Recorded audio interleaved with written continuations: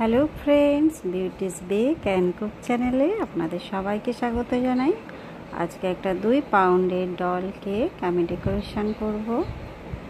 কেকটা ছিল আমার স্ট্রবেরি ফ্লেভারের। আমি কেক স্পঞ্জটা প্রথমে রেডি করে নিচ্ছি। আমি কেক স্পঞ্জটা প্রথমে 3টে লেয়ারে কেটে নিচ্ছি। এই প্রসেসে কাটলে প্রত্যেকটা লেয়ার সমানভাবে কেটে যাবে। আমি এখানে কিছুটা স্ট্রবেরি ক্রাশ জলের সঙ্গে মিক্সড করে নিয়েছি, নিয়ে সেটাকে কেক স্পঞ্জটাকে ভিজিয়ে দিচ্ছি। এই জায়গায় যদি আপনারা ইমালশন ইউজ করেন কেক স্পঞ্জ বেক করার সময়, তাহলে কেকের টেস্ট আরও বেশি ভালো লাগবে, কিংবা যদি ডাইরেক্ট ফ্রুটস ব্যবহার করেন তাতেও অনেক বেশি সুস্বাদু হবে। তবে সব কিছু ডিপেন্ড করে বাজেটের উপরে। আমি এই ক্রিমটা সমানভাবে চারিপাশে স্প্রেড করে দিচ্ছি। আমি এর উপরে সেকেন্ড লেয়ারটা দিয়ে দিলাম, দিয়ে একইভাবে ক্রাশ দিয়ে স্পঞ্জটা আমি সোক করিয়ে নিচ্ছি। এর সঙ্গে কিছুটা ক্রিম দিচ্ছি। ক্রিমে আমি ক্রাশ মিক্সড করছি। এই ক্রাশটা আমার হোমমেড ক্রাশ। হোমমেড প্রতিটা জিনিস সুস্বাদু হয় এবং হেলদি হয়।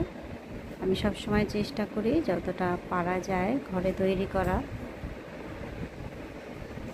যদি এই রেসিপিগুলো আপনাদের প্রয়োজন হয় আমাকে অবশ্যই কমেন্টে জানাতে পারেন।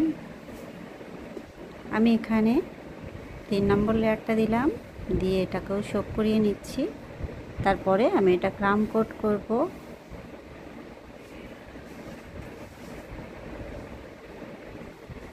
ক্রাম কোটটা প্রতিবারে করার খুবই প্রয়োজন, কেননা কেক স্পঞ্জ অনেক সময় ড্রাই থেকে যায়। সেক্ষেত্রে কেকের ক্রাম অনেক বেশি ওঠে। তাতে কি হয়, কেক ফিনিশিং বা ফাইনাল আইসিংয়ের সময় ক্রামগুলো ক্রিমের সঙ্গে মিক্সড হয়ে উপর দিকে উঠে আসে। সেক্ষেত্রে দেখতে ভালো লাগে না। এই জন্যই ক্রাম কোট করে 10 মিনিট ফ্রিজে রেখে তারপর ফাইনাল আইসিং করাই ভালো। আমি এখানে ফাইনাল আইসিং করছি। তবে হাতে যখন একদমই টাইম কম থাকবে সেক্ষেত্রে ফাইনাল আইসিং সঙ্গে সঙ্গে করে নেওয়াই ভালো। তবে তখন কিন্তু ক্রিমের পরিমাণ অনেক বেশি লাগে। ক্রিম যদি বেশি পরিমাণে দেন তাহলে ক্রাম উপর দিকে ওঠার সম্ভাবনাটা একটু কমে যায়। আমি এখানে সুন্দর করে আইসিংটা প্রায় সেরে ফেলেছি। এটা আর আমি স্লোতে দেখাই না, কারণ অনেকটা টাইম ধরে আমি কাজটা করি যাতে সুন্দর লাগে দেখতে। আমি একটা ডল নিয়েছি, নিয়ে মাঝখানে বসিয়ে দিলাম। এইবারে ডলের ড্রেসটা যেখান থেকে হবে সেই জায়গাটা আমি একটা বেস তৈরি করছি। যেহেতু এটা মোল্ড ছাড়া ডল কেক, এইভাবে ক্রিম দিয়ে একটু বেস বানিয়ে নিলে ডলের ড্রেসটা বানাতে সুবিধা হয়, সবথেকে বড় কথা দেখতে সুন্দর হয়।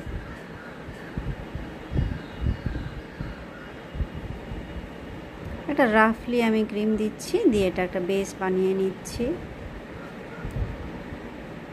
আমি যেহেতু পিঙ্ক কালারের নিচে স্কার্ট বানাবো, সেই জন্য আমি পিঙ্ক কালারটা ইউজ করলাম এখানে।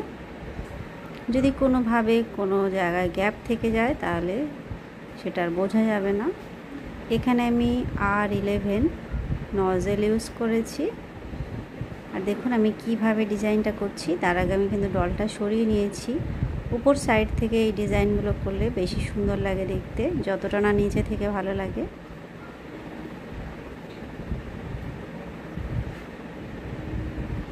এই ডিজাইনটা আমি অনেকবার আপনাদের সঙ্গে শেয়ার করেছি।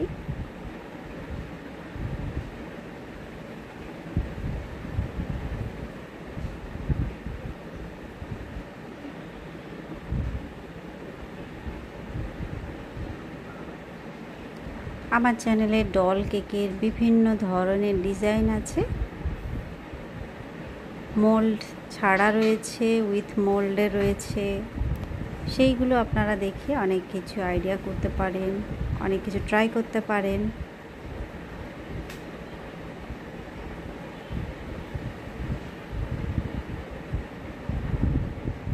মাঝখানটাও আমি পুরোপুরি ভালো করে ফ্রিলটা বানিয়ে নিলাম। এবার ডলের একটা ড্রেস বানাবো। এখানে আমি পাইপিং ব্যাগে সাদা ক্রিম ভরে নিয়েছি, পাইপিং ব্যাগটা ছোট করে কেটে নিয়েছি। এটা জাস্ট পাইপিং ব্যাগ দিয়েই বানাবো।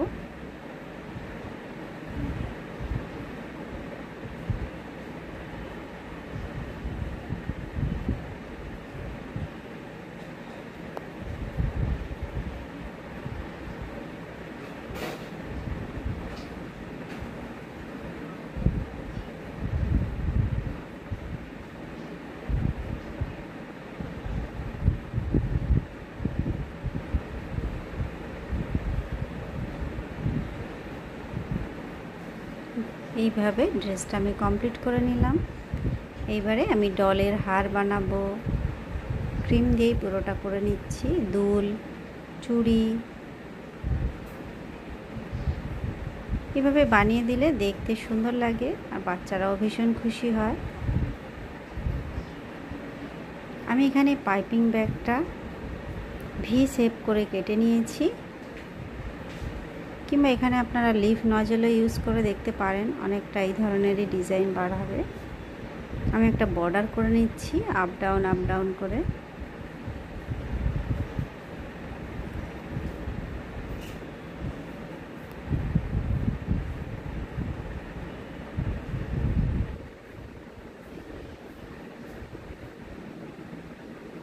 এইবার আমি পুরো সাইড ধরে ফ্রিল বানাচ্ছি।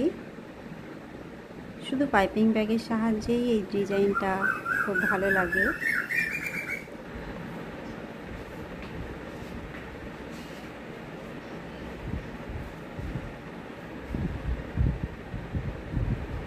এখানে সাদার সঙ্গে সাদা ক্রিম দেখতে কিন্তু দারুণ সুন্দর লাগছিল, কিন্তু ভিডিওতে পুরো যেন মিক্সড হয়ে গিয়েছে।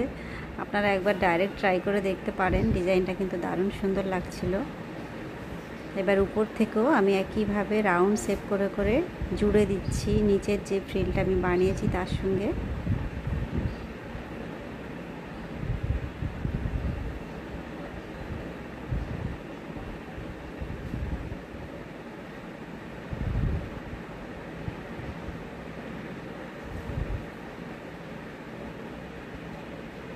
ব্যাস এইভাবে আমি শেষ করলাম এটা।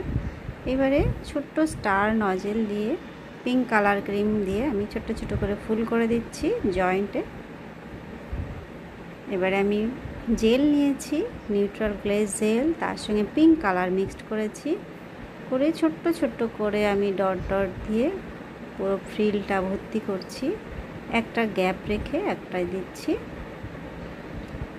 এই ধরনের আমি আর একটা ডল কেক বানিয়েছিলাম, সেই ডল কেকটা দেখেই কাস্টমার আমাকে অর্ডার করেছিলেন, তবে ডিজাইনটা আমি একটু পাল্টে দিয়েছি।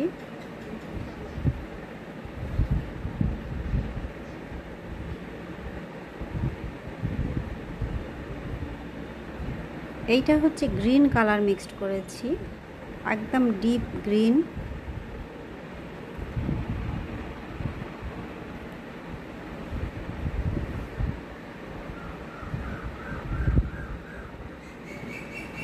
নিচেও একইভাবে আমি বানিয়ে দিচ্ছি। এইবার নিশ্চয়ই বুঝতে পারছেন আমার ডিজাইনটা কিভাবে গিয়েছে। একটা গ্যাপ রেখে আর একটা, যেখানে যেখানে গ্রিন সেখানে গ্রিন দিচ্ছি, যেখানে পিঙ্ক সেখানে পিঙ্ক দিচ্ছি।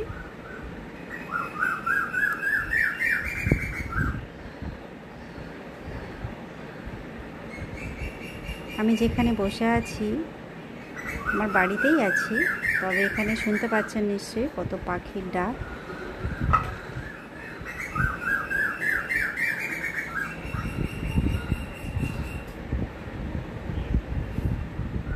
আমি ডলেরও একটু করে দুল করে দিলাম, লাল লাল একটু ছোঁয়া দিয়ে দিলাম। এখানে হচ্ছে গোল্ডেন কালার সুগার বল নিয়ে আমি ফুলের উপর একে একে বসিয়ে দিচ্ছি।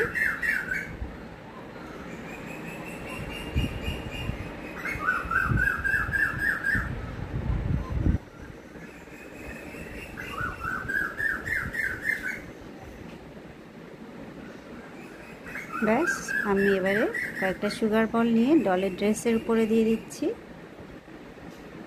যেন আর একটু ভালো লাগে।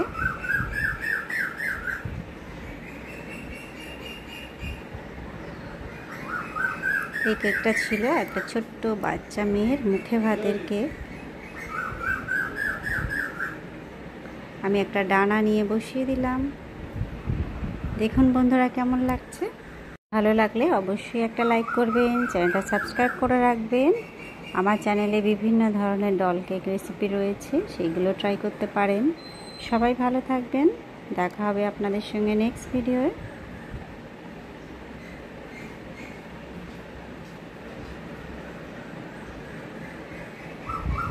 Bye bye.